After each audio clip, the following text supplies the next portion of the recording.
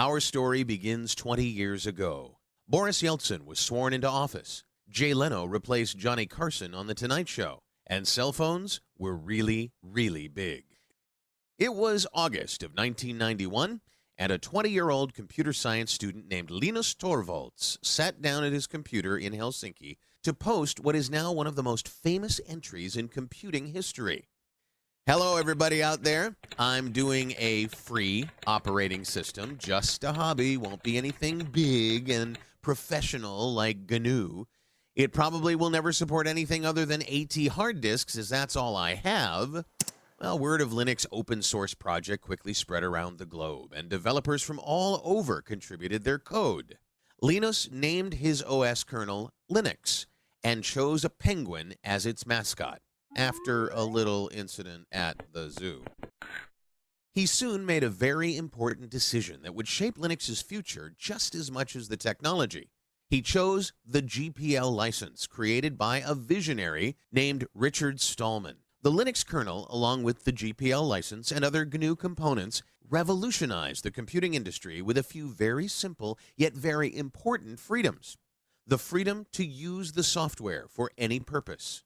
The freedom to change the software to suit your needs.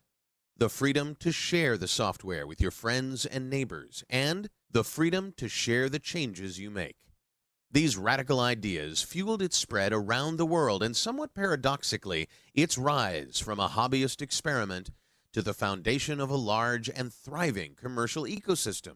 Companies built businesses around Linux.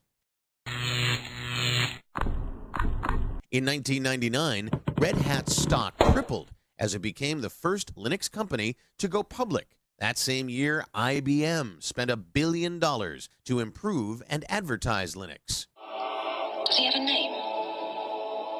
His name is Linux. Soon, Linux was knocking out industry heavyweights and fueling the rise of the internet with its free software. In short, Linux revolutionized computing. But whenever something is this disruptive, there's bound to be competitive crossfire. But Linux not only survived, it thrived. Today, the kernel development community numbers in the thousands, with hundreds of companies collaborating on Linux development. Every 3 months, another version of Linux is released. So, where is Linux today? Running in 75% of stock exchanges worldwide, and powering the servers that deliver Amazon, Facebook, Twitter, eBay, and Google. You use Linux literally every time you surf the internet.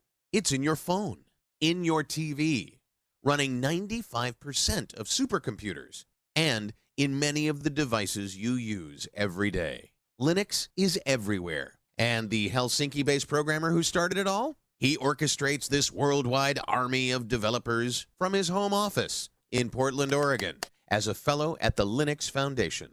As we celebrate 20 years of Linux, we can all see ourselves in its story. Thank you for being a part of its first 20 years.